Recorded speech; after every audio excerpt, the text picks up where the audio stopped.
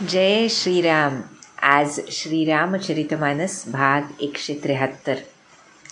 रामे चित्तलयः सदा भवतु मे, भो राम मामुद्धर. अशी प्रार्थना आमचे राम परमपूज्य सद्गुरू श्री ब्रह्मचैतन्यांच्या चरणी करून आज या पुण्यपर्वकाळी हा एक अतिशय महत्त्वाचा भाग त्यावर चिंतन घडावं असं वाटलं. त्यामुळे आज हा भाग रेकॉर्ड करते आहे. तो पोस्ट मी उद्या करीन, कारण आज गोंदवल्याला श्री महाराजांच्या दर्शनानंतर उशीर झाला, त्यामुळे रेकॉर्ड करायला उशीर झाला.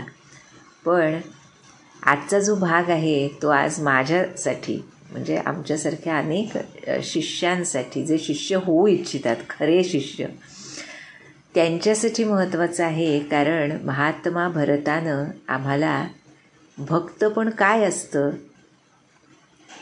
हे विविध उदाहरणं देऊन, हित काय अनहित काय, कोणतं आयुष्य व्यर्थ, कोणतं आयुष्य सार्थ, याबद्दल अतिशय महत्त्वाची माहिती दिली आहे, स्वतः ते जगून. त्यामुळे आज हा भाग रेकॉर्ड करण्याचा किंवा त्यावर तो वाचण्याचा, खरं तर पठण करण्याचा मोह आवरला नाही. त्यामुळे आज हा भाग बघूयात, ज्यामध्ये आम्ही आमच्या श्री महाराजांचे शिष्य कसं बनलं पाहिजे हे आम्हाला प्रत्यक्ष रामरूप असलेले भरत महाराज सांगतायत. तुलसीदास, आपण बघितलं कालच्या भागामध्ये की सर्वांनी भरताला विविध रीतीनं समजावलं आणि आता भरत सर्वांना उत्तर देण्यासाठी सज्ज झालेत. त्यामुळे काय ते सांगतात ते आपण बघूया. म्हणाले, मोही उपदेसु दीन गुरनिका, प्रजा सचिव सम्मत सबही का, मातु उचित धरी आय सुदीना, अवसिसी सधरी चाहू कीन्हा. माझ्या गुरूंनी, भरत सांगतायत बरं, की वसिष्ठांनी मला अतिशय चांगला उपदेश केला. त्यांनी जे सांगितलं तेच प्रजेला आणि मंत्र्यांनासुद्धा संमत आहे, आणि माझ्या मातेनं, कौसल्या मायेनं सुद्धा योग्य ती आज्ञा दिली आहे. त्यामुळं ती शिरोधार्य मानून मला तसंच केलं पाहिजे. कारण काय ते सांगतायत पुढे भरत. म्हणाले, गुरपितु मातु स्वामी हितबानी, सुनि मन मुदित करिय भली जानी, उचित की अनुचित किए विचारू, धर्मु जाई सिर पातक भारू. फार महत्त्वाचं सांगितलं आहे पहा. म्हणतायत की गुरु, पिता, माता, स्वामी आणि सुहृद जे आहेत, त्यांचं सांगणं जे असतं ते प्रसन्न मनानं योग्य मानून केलं पाहिजे, बरं का. त्यामध्ये हे उचित आहे की अनुचित आहे हा विचार केला तर धर्म बुडतो आणि डोक्यांवर पापांचा भार वाढतो. पहा बरं, मागेसुद्धा कालच्या भागातसुद्धा हा विचार आला होता, तुलसीदासांनी मांडला होता. पण इथे भरत सांगतायत की उचित अनुचित याचा विचार कधी करू नये. जे मुख्यतः यामध्ये गुरु, पिता, माता, स्वामी आणि सुहृद हे जे सांगितलं आहे, त्यामध्ये आम्ही आमच्या गुरूंनी जे सांगितलं त्यामध्ये हे उचित असेल की अनुचित असेल, आपल्याला माहीत असतील अशी उदाहरणं श्री महाराजांच्या चरित्रामधली, की या नामस्मरणाच्या साधनाला जे महाराजांनी सांगितलं आहे त्याला अजून कसली जोड द्यावी का, अजून काही करावं का, श्वासावर नामस्मरण करावं का, किंवा काही त्यामध्ये योग त्याचं मिश्रण असावं का, असे प्रश्न महाराजांना अनेक लोक विचारायचे. आणि आजसुद्धा साधकांच्या मनामध्ये, आमच्या मनामध्ये कधी ना कधी हा प्रश्न येतो की नामस्मरणाला अजून काही द्यावं का, अजून काही करावं का त्या जोडीला. ह्याचं कारण हेच असतं की आमचा मीपणा मेलेला नसतो. त्यामुळे डोळे झाकून महाराजांचं किंवा जे कोणी सद्गुरू असतील त्यांच्या सांगण्याचं पालन करणं आम्हाला जमत नाही. आणि इथे आम्हाला भरत याबद्दलच सांगतायत की उचित अनुचित विचारच करायचा नसतो तिथे. ज्या वेळेला गुरु माता पिता सांगतात त्यावेळेला त्यामध्ये फक्त त्याचं पालन करायचं असतं. जसं महाराज म्हणाले, मी सांगतो त्यापेक्षा अधिक तरी करतात नाहीतर कमी तरी करतात. मी जेवढं सांगतो तेवढं कुणीच करत नाही, तेवढंच कुणीच करत नाही, असं वचन आहे महाराजांचं. त्यामुळे गुरुवचन हे डोळे झाकूनच पाळायचं असतं, हा बोध आम्हाला इथे भरत करतायत.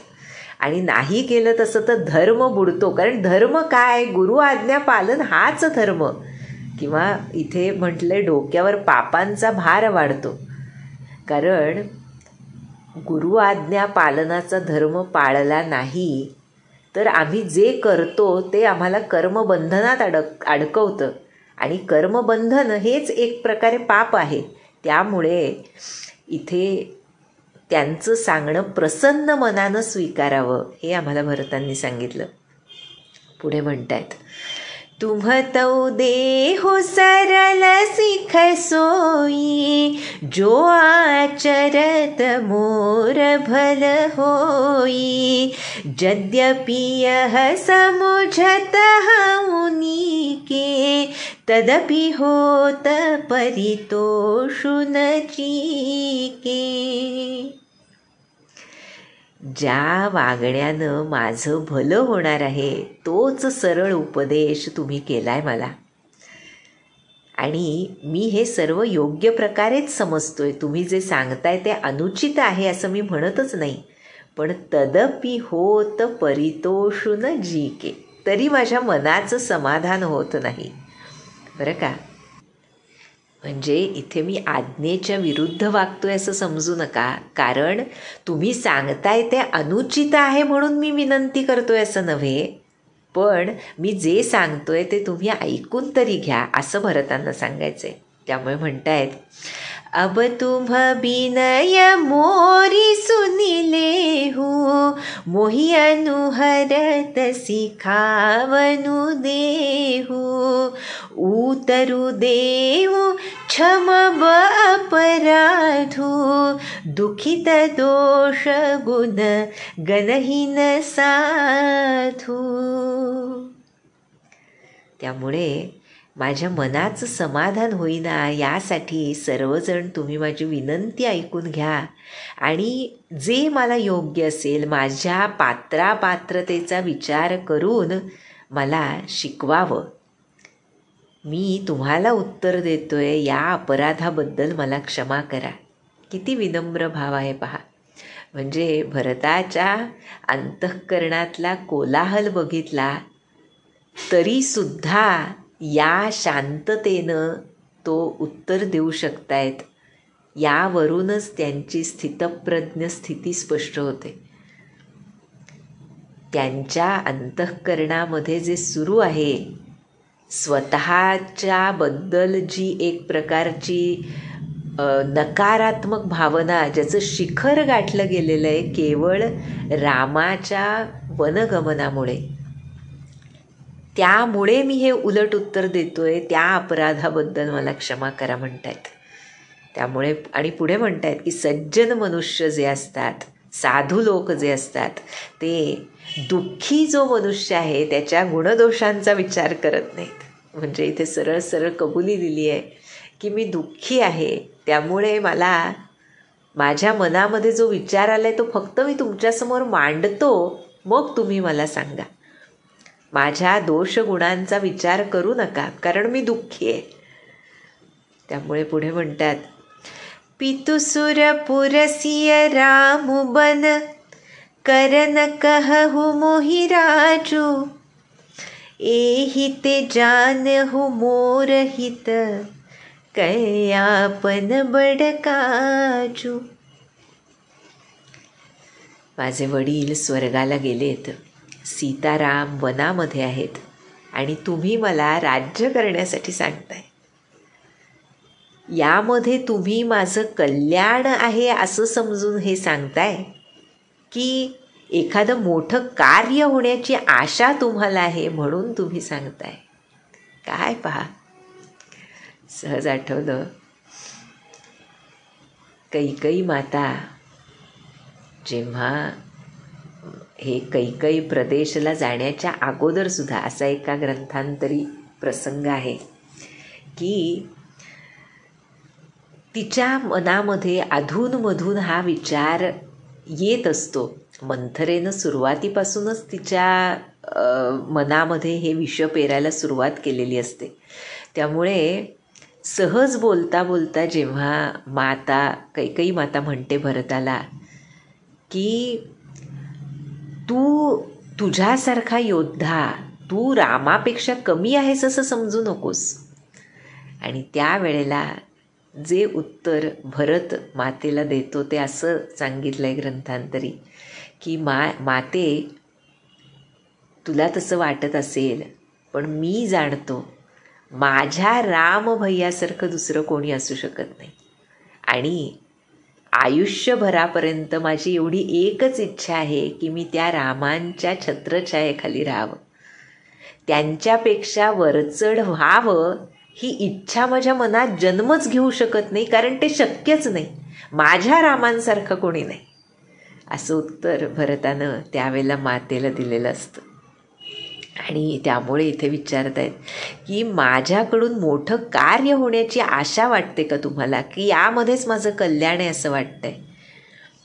प्रत्येक ह्या उत्तरामध्ये फक्त आणि फक्त रामांविषयीचं प्रेम दाटलेलं आहे.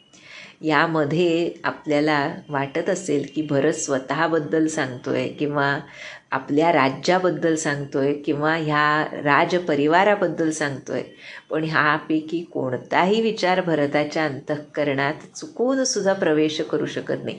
त्याच्या अंतःकरणाचं प्रवेशद्वार लौकिक गोष्टींसाठी बंद आहे.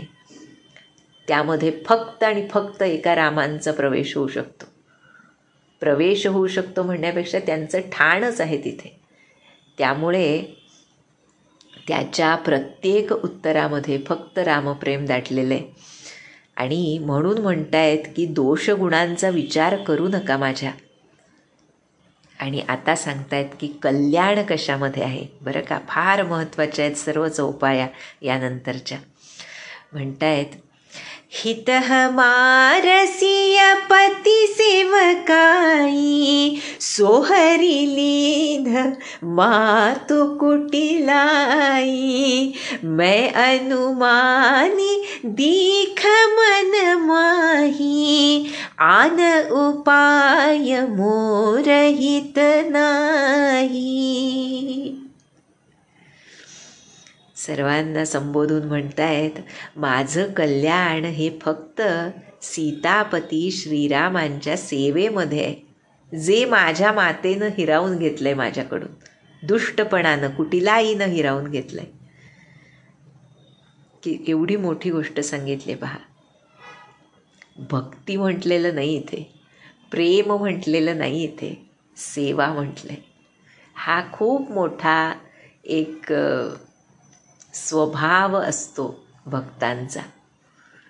भक्तीमध्ये जे विविध प्रकार आहेत त्यामध्ये हा सेवाभाव जो आहे तो खरं ह्या दास्यत्वाच्या सुद्धा वरचढ आहे म्हणतात संत. सेवेमध्ये अनेक प्रकार सांगितलेत ग्रंथांमधून, पण मुख्यतः हा सेवाभाव जो आहे, भगवंतांची चरणसेवा, या पलीकडे आनंद ज्याच्या अंतःकरणाला शिवत सुद्धा नाही तो खरा भक्त. त्यामुळे भरतांनी इथे म्हटलंय की रामांच्या सियपती सेवकाई, किती गोड शब्द आहेत पहा. सीतापतींच्या सेवेमध्येच माझं कल्याण आहे आणि मी खूप विचार करून पाहिला, रामांच्या सेवेखेरीज इतर कोणत्याही उपायानं माझं कल्याण होणार नाही. कल्याणाचा क्रायटेरियाच सेवा असतो. आणि आमच्या श्री महाराजांनी सर्वोच्च सेवा सांगितली आहे ती नामसेवा. काय पहा, म्हणजे देहाची सेवा करायला मिळणं सद्गुरूंच्या, ही खूप खूप खूप भाग्याची गोष्ट आहे. पण आमचे महाराज म्हणतात त्यापेक्षा अधिक भाग्य कशामध्ये आहे, तर सद्गुरूंनी जे सांगितलंय ते करणं ही खरी सेवा. आणि खरं बघायला गेलं तर किती सोपं करून ठेवलं आहे आमच्यासाठी. आज सतत हाच विचार मनामध्ये येतोय की केवळ आमचं कल्याण, या पलीकडे सद्गुरूंच्या भगवंतांच्या अंतःकरणामध्ये दुसरा विषयच नसतो. त्यांनी हे नाम आमच्या अंतःकरणात पेरून किती अनंत उपकार आमच्यावर केलेत, ही भावना आजच्या दिवशी जर आमच्या अंतःकरणात दृढ झाली तर खऱ्या अर्थानं कधीतरी सद्गुरूंचे शिष्य म्हणवून घेण्यामध्ये आम्हाला सार्थता वाटेल असं वाटतं. त्यामुळे इथे आम्हाला भरत हेच सांगतायत की त्यांची सेवा या पलीकडे कल्याण असूच शकत नाही. आणि स्वतःचं कल्याण हे कधीच स्वतःला काही मिळवण्यासाठी नसतं किंवा काही त्यामध्ये मिळण्यामध्ये कल्याण नसतं. भक्तिमार्गामध्ये मुख्यतः सर्व काही गमावण्यामध्ये कल्याण असतं आणि हे गमावणं फक्त सेवेमध्ये शक्य होतं. त्यामुळे भरत आम्हाला सांगतायत की मी खूप विचार करून बघितला, मैं अनुमानी दीख मन माही, आन उपाय मोर हित नाही. दुसऱ्या कोणत्याही उपायानं माझं हित होणंच शक्य नाही. पुढे उदाहरणं देत आहेत. शोक समाजो राजू के ही लेखे, लखन राम सिय बिनु पद देखे, बादी बसन बिनु भूषण भारू, बादी बिरती बिनु ब्रह्म विचारू, सरुज शरीर बादी बहु भोगा, बिनु हरि भगति जाय जप जोगा, जाय जीव बिनु देह सुहाई, बादी मोर सबु बिनु रघुराई. काय गोड पहा. अचानक जोरात पावसाला सुरुवात झाली आहे. त्यामुळे असं वाटतं भरताचे हे आशीर्वचन जणू बरसत आहेत आमच्यावर. आजच्या दिवशी कसं वागा, कसं व्हा, हे आम्हाला प्रत्यक्ष महात्मा भरत शिकवत आहेत. याहून मोठा संयोग तो काय श्री महाराजांचा. म्हणतायत वस्त्रांच्या शिवाय दागिन्यांचं ओझं व्यर्थ आहे. वैराग्य नसेल तर ब्रह्मविचार व्यर्थ आहे. बादी बिरती बिनु ब्रह्म विचारू. ब्रह्मविचारासाठी वैराग्य ही पहिली पायरी सांगितली नाही का साधन चतुष्टयामध्ये. त्यामुळे वैराग्याशिवाय तो व्यर्थच आहे. म्हणजे तुम्ही ब्रह्मविचार मी करतोय, मी ब्रह्मचर्य साधतोय वगैरे म्हणलं आणि जर वैराग्य नसेल अंतःकरणामध्ये तर त्याला काही अर्थ नाही. दागिने घातलेत पण जर वस्त्रच नाही तर त्याचं ओझं व्यर्थ आहे. त्याप्रमाणे म्हणतायत हे शोक समूह असलेलं राज्य श्रीराम आणि सीता यांच्या चरणदर्शनाविना मला व्यर्थ वाटतं आहे. शोक समाजू राजू केही लेखे. पुढे म्हणतायत की जर शरीर रोगी असेल तर विविध प्रकारचे भोग व्यर्थ आहेत. काय सुंदर उदाहरण दिलं आहे पहा की श्रीराम सीतेच्या चरणदर्शनाशिवाय मी जणू रोगी आहे. त्यामुळे त्यांच्या चरणद्वयांच्या दर्शनाशिवाय जर मी राज्य केलं, जर तो भोग भोगला, तर तो किती व्यर्थ आहे. श्रीहरीच्या भक्तीविना जप आणि योग व्यर्थ आहे. फार मोठी गोष्ट सांगितली भरतांनी पहा इथे. बिनु हरी भगती जाय जप जोगा. जपसुद्धा म्हटलंय बरं, भक्तीविना जप. आमच्या श्री महाराजांनी आम्हाला इथे सुद्धा सूट दिली आहे पहा. काय खरंच की अंतःकरणात भक्ती असो नसो जप करा, त्या जपानंच भक्तीचा उदय होईल. पण इथे प्रत्यक्ष महात्मा भरत बोलत आहेत, त्यामुळे त्यांनी त्यांच्या लेवलचं सांगितलं आहे की भक्तीशिवाय जपसुद्धा व्यर्थ आहे. म्हणजे भगवंतांच्या अखंड स्मरणाशिवाय केलेली कोणतीही कृती शारीरिक कृतीला मोल नाही. एका दृष्टीने मानसिक भक्ती ही मानसिक कृती आहे, अंतःकरणामधली कृती आहे. त्यामुळे महाराज जसं म्हणाले ना की स्मरण ही कृती आहे, विस्मरण ही वृत्ती आहे. त्या विस्मरणाच्या वृत्तीवर आम्हाला नामस्मरणानं विजय मिळवून नामस्मरणानं स्मरण साधायचं आहे, नामानं स्मरण साधायचं आहे. त्यामुळे म्हणाले इथे श्रीहरीच्या भक्तीशिवाय जप आणि योगसुद्धा व्यर्थ आहे. जीवाविना सुंदर देह व्यर्थ आहे. जर जीवच नाही म्हणजे प्राणच नाही, तर तो देह किती सुंदर असला तरी त्याला काय अर्थ आहे, जाळून टाकतो आपण, नाही का. त्यामुळे जीवाविना सुंदर देह व्यर्थ आहे. याप्रमाणे रघुनाथांच्या विना माझं सर्व जीवन व्यर्थ आहे. बादी मोर सबू बिनू रघुराई.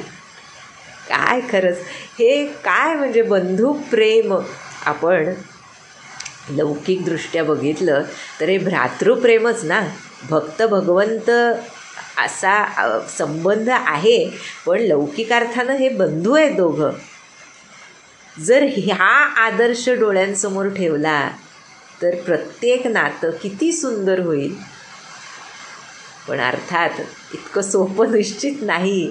जसं भरतांनी अगोदर सांगितलं, मीपणा त्याचा त्याग व्हावा लागतो.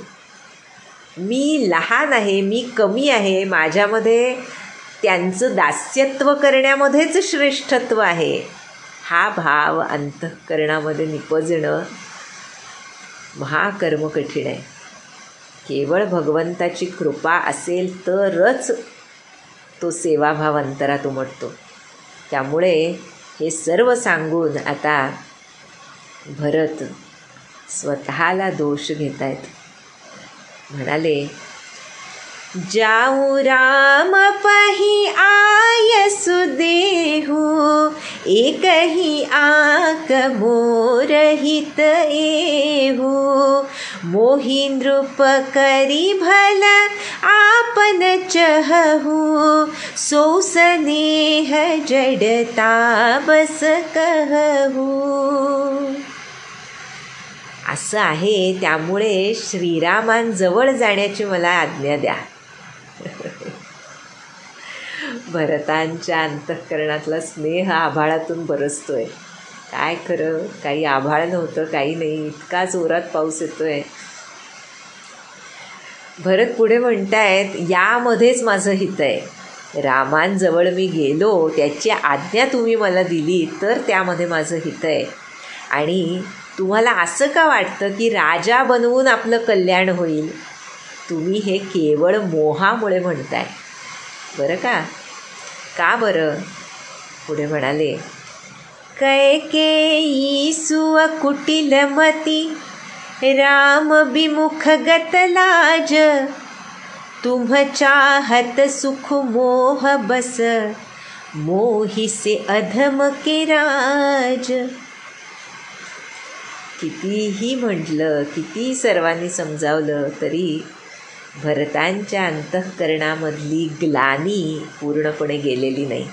त्यांचं प्रेमच तसं आहे. त्यामुळे माझ्यामुळे माझ्या भावाला वनवासी व्हावं लागलं, ही ग्लानी अंतःकरणाला अजूनही डाचते आहे. त्यामुळे म्हणाले, कैकेयीचा मुलगा, कुटिल बुद्धीचा आहे मी, श्रीरामांना विनमुख झालो आहे आणि निर्लज्ज आहे, गतलाज. अशा माझ्यासारख्या काय खरंच अधम के राज म्हटलं, अधम व्यक्तीनं जर राज्य केलं तर त्यापासून तुम्ही सुख मिळवण्याची इच्छा करता, हाच तुमचा मोह आहे. स्वतःला योग्य न समजणं हा भक्ताचा एक भाव असतो. हे कळणंसुद्धा फार अवघड आहे. ज्यावेळी आम्ही लौकिकामधले म्हणजे आमचा संसार आणि परमार्थ बॅलन्स करत असतो ना, त्यावेळेला खूप अवघड जातं हे समजायलासुद्धा की तो भक्त किती स्वतःबद्दल ज्याला इथे अधम म्हटलं आहे की स्वतःला किती नीच समजतो. आपण मागे बघितलं होतं, तृणादपि सुनीचेन असं वचन आहे की तृणापेक्षा, गवतापेक्षा नीच जेव्हा तो भक्त समजतो स्वतःला, त्यावेळेला तो त्या सेवाभावाच्या योग्य होतो, नाही का. सेवाभाव कोण करू शकतो? ज्याच्या अंतःकरणामध्ये थोडंसुद्धा मी चांगला हा भाव आहे, तो सेवा कशी करू शकेल? मी केवळ माझ्या स्वामींच्या चरणापाशी बसण्यासच योग्य आहे, किंबहुना चरणापाशी बसणं हाच माझा सन्मान आहे, हे ज्याला कळेल तोच दास होऊ शकतो. आणि त्यामुळे इथे भरत आम्हाला एक प्रकारे शिकवत आहेत. कालच्या का परवाच्या भागामध्ये आपण नाग महाशयांची गोष्ट बघितली होती. रामकृष्णांचे शिष्य ते असे होते की त्यांनासुद्धा अंतःकरणामध्ये एक अतिशय लीन भाव असायचा. आणि मोठमोठे शिष्य विचारायचे की तुम्ही किती पोहोचलेले आहात आम्हाला माहिती आहे, तरी तुम्ही स्वतःला इतकं दीन का समजता? हा पण एक दोष नव्हे का? बरं का, आमच्यासारख्यांचे प्रश्न असेच असणार. त्यामुळे त्यांना ते विचारायचे आणि ते काय सांगायचे, काय करू मी? मला अंतःकरणामध्ये हेच जाणवतं की माझ्यामध्ये काहीच नाही, आणि तरीसुद्धा रामकृष्णांनी मला आपलं केलं आहे.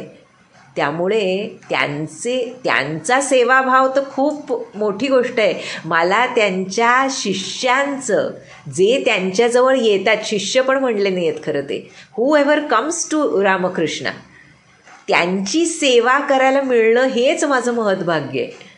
त्याच्याही योग्य नाही मी, इतका अयोग्य आहे मी, असा भाव त्यांच्या अंतःकरणात. हे सहज इथे भरताचं बघून आठवलं की कसा भाव असू शकतो, आम्ही कधी तिथे पोहोचणार, एक त्या महाराजांनाच माहीत. त्यामुळे पुढे भरत त्याच भावानुसार पुढे सांगतायत. कहूँ साचु सब सुनिपतियाहू, चाहिए धर्मशील नर नाहू, मोहि राजो हठी देहु जबहि, रसा रसातल जाइहि तबहि. माझ्यावर विश्वास ठेवा, मी सत्य सांगतोय. जो धर्मशील असतो त्यानंच राजा व्हायला हवं. तुम्ही हट्टानं मला राज्य द्याल तर रसा रसातल जाईहि तबहि, त्या क्षणी ही पृथ्वी पाताळात दबली जाईल. बरं का. पुढे म्हणतायत,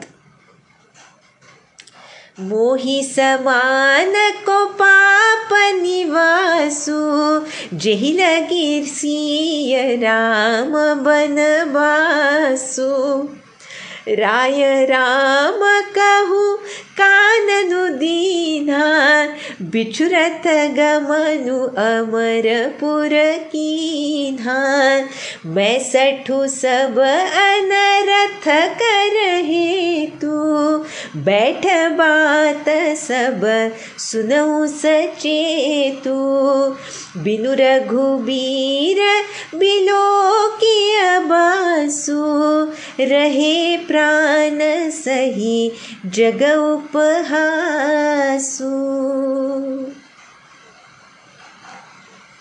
ज्या अशा माझ्यामुळे माझी वहिनी सीता आणि श्रीराम यांना वनवास भोगावा लागला, असा मी पापांचं घर आहे, माझ्यासारखं पापी कोण असेल?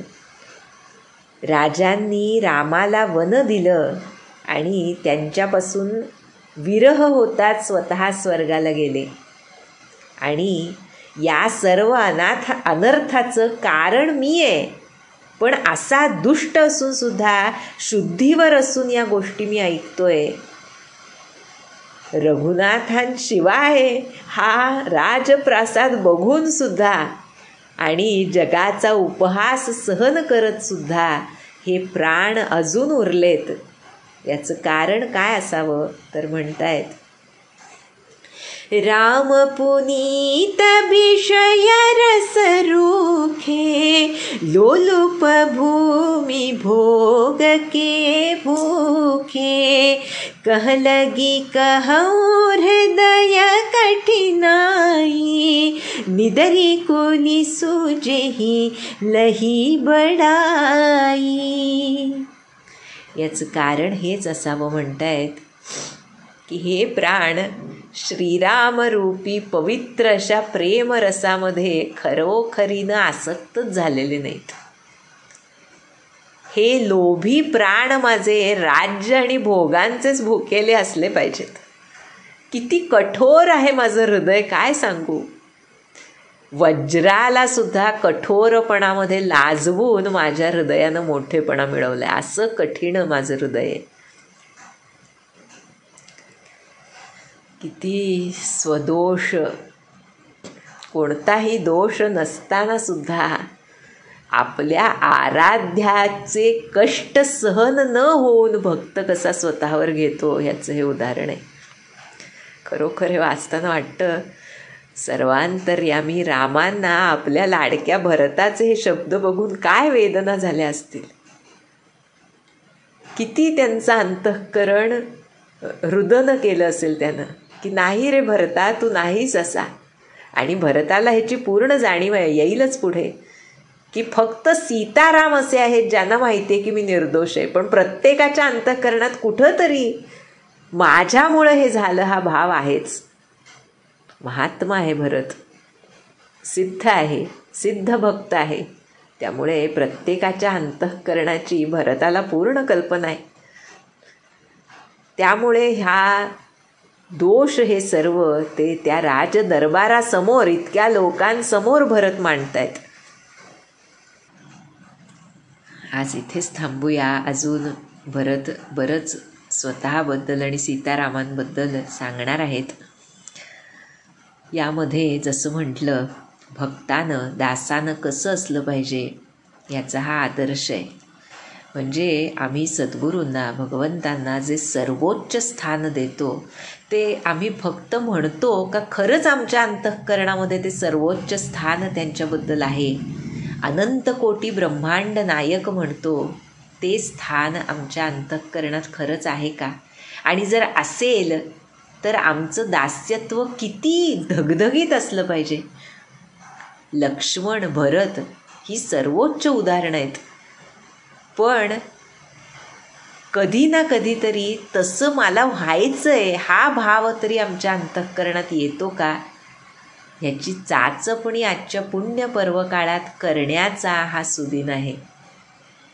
त्यामुळे अर्थात हा भाग आपण सर्वजण उद्या ऐकणार आहोत. पण आज महाराजांच्या पुण्य पर्वकाळी ह्याचं पठण चिंतन करताना फक्त आणि फक्त त्यांच्याबद्दल, त्यांच्या दयाभावाबद्दल अंतःकरण तुटतं की सद्गुरू आमच्यासाठी काय करत नाहीत.